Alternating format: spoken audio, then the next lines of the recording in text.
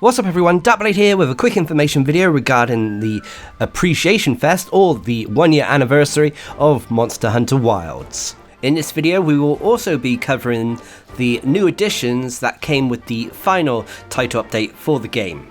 This is also replacing the weekly video, which would be for the 18th of February 2026. So let's jump into this. Now, unlike other festivals, other chords, or other seasonal events, this one works slightly differently. Instead of having a dedicated season, we are instead celebrating all the previous seasons over the course of 4 weeks, with each week dedicated to one of the previous ones. So for week 1, we are getting the Blossom Dance Festival. For week 2, we're getting the Flame Fate. For week 3, we're getting the Dream Spell. And then finally, for the final week, for week 4, we're getting the Lumen Hymn. This gives players an opportunity to earn the various tickets associated with these seasonal events, if you've missed out on them. But there's more to this anniversary than just the seasonal events, as we have new event quests coming, and one very special new addition. But we'll talk about those in a moment. Now, in regards to what is going on during these seasonal events, you'll receive daily login bonuses, so keep that in mind. These daily login bonuses normally include the vouchers, barrel bombs, and tickets associated to whatever the current seasonal event is. So as at the time of this video, it's the Blossom Dance. You'll get Blossom tickets, Blossom vouchers, and Blossom barrel bombs. During this time as well, you'll also get daily limited bounties, which you can participate in to get some extra loot. The Gathering Hub is of course decorated in all sorts of seasonal decorations, with the NPCs wearing unique outfits as well. Alma, Gemma, and Eric can also sometimes have seasonal outfits available to them, which you can dress them up with in your tent by going to change appearance. They don't always have a seasonal outfit available to them, but for the majority there is something. Also, during this seasonal event, you'll get special meals that you can use your seasonal vouchers on. Also, all event quests have been made available to hunters, at least the vast majority of them. There are even some new ones as well. There is going to be a new event quest coming each and every week over the course of this anniversary event, so I'll bring you updates when the new ones arrive. This patch also brought with it a few extra changes. For example, you can now obtain certain barbecue grill ingredients from the ingredient center, so it's not just rations. And on top of that, at the barrel bowling, you can use 10 vouchers at a time for increased loot, rather than just using one at a time, which is a great time saver. Getting 15 nourishing extracts is always nice to see. But let's move away from all the miscellaneous bits of information and talk about the new additions and new event quests that have been brought with this anniversary event and title update.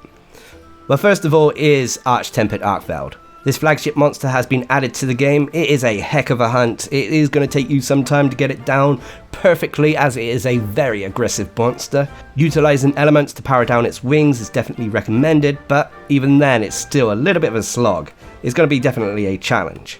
And to fight this monster, you have to take on via the event quest Freedom from Solitude, a 10-star high rank quest that requires hunters to be hunter rank 100 or above, as players taking on the Arch-Tempered Arkveld in the ruins of Wyveria. Now, for completing this monster though, you're rewarded with Arkveld Gamma tickets, Battle-Tempered emblems, and Time-Worn charms. Each of these are kind of unique in their own way, so to speak. The Arkveld Gamma tickets can be used at the blacksmith to craft the Arkveld Gamma armor set, which is a wonderful armor set that has haste and recovery, lots of weakness exploit, and lots of flair. I don't know if it's going to be replacing metas per se, but it definitely has a place, especially if you like the haste and recovery skill, which grants you health back when you're attacking a monster continuously. These Arkveld Gamma tickets can also be used to upgrade the weakness exploit charm, as well as the flair charm, granting you level 3 weakness exploit and level 3 flair. You can also craft a Palico Arkveld Gamma armor set for your furry friend. But what do the other rewards do? Well, the Time-Worn charms, these turn into random talismans, but these are normally the highest tier random talismans, so they're purple and orange talismans. Whether they have increased chances of having the best skills on them though, I think that's still down to RNG. And finally, the Battle-Tempered emblems. These are unique tickets that are available to all the 10-star hunts, which can be used either in the Gogma Artian weapon upgrade system or at the Elder Melder. But speaking of 10-star monsters, all the Arch-Tempered monsters in the game have been given the 10-star treatment, giving them event quests, fighting those said Arch-Tempered monsters at 10 stars. So we have an event quest called Frozen Nails of the East, a 10-star high rank quest that requires hunters to be hunter rank 100 or above, and as players taking on the Arch-Tempered Jindahad. You then have Scions of the Dark Cradle, which has us taking on a 10-star New Udra. You have a Ruler of the Desert Kingdom, the 10-star version of Arch-Tempered Raydal, and Summons from the Land Beyond, a 10-star high rank quest, which is against Arch-Tempered Ufduna. Now, in all honesty, you don't really get anything unique per se from these quests.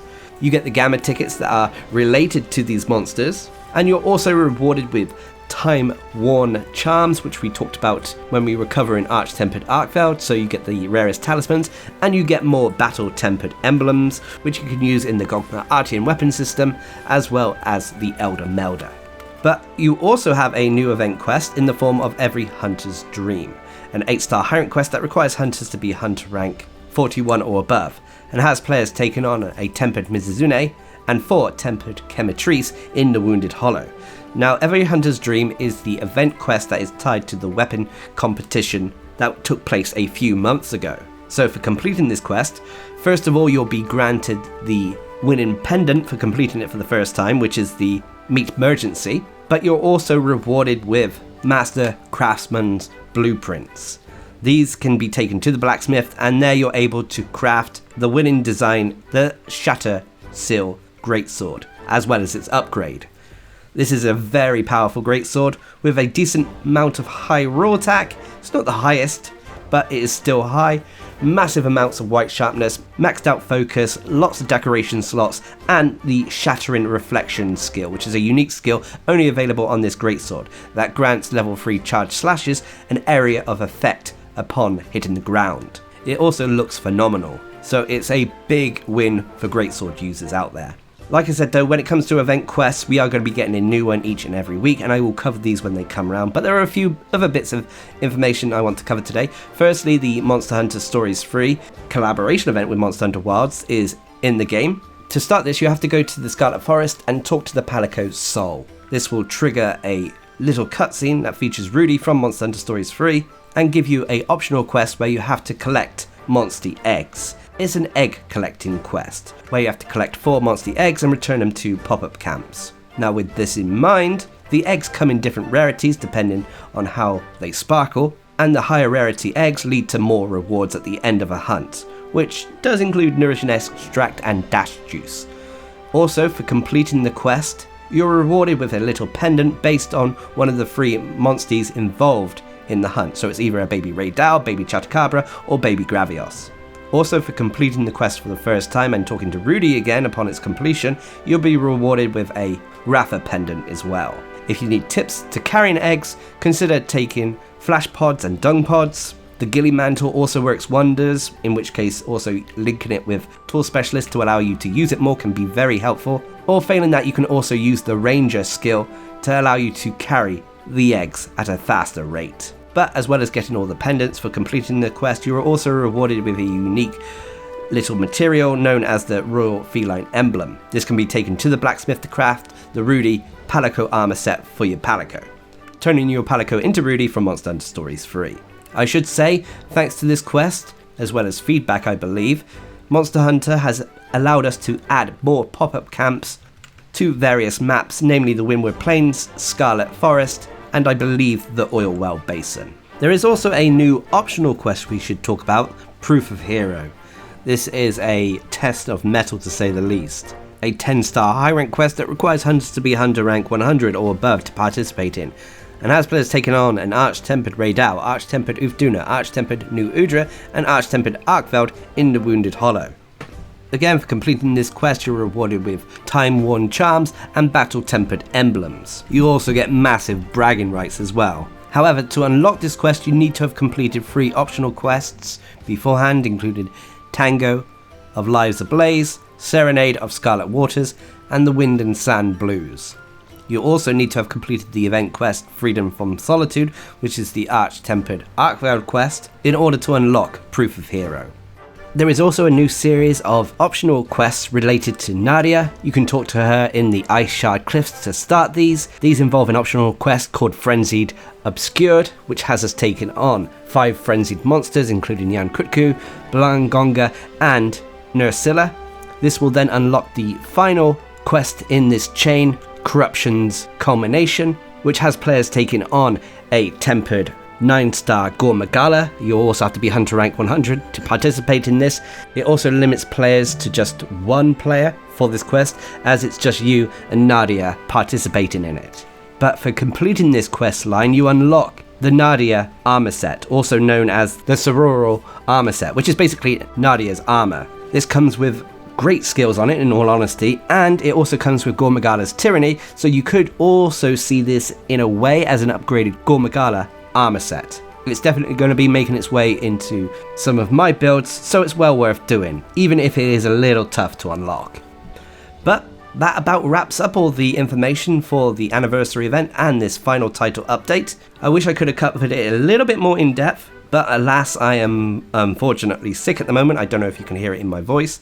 And on top of that, I have also been a little busy with the EMEA Monster Hunter tournament that is coming up this Friday on the 20th of February. If you're looking for English commentary on the event, don't forget to check out Rurikhan's channel when the time comes. I'll leave a link down in the description.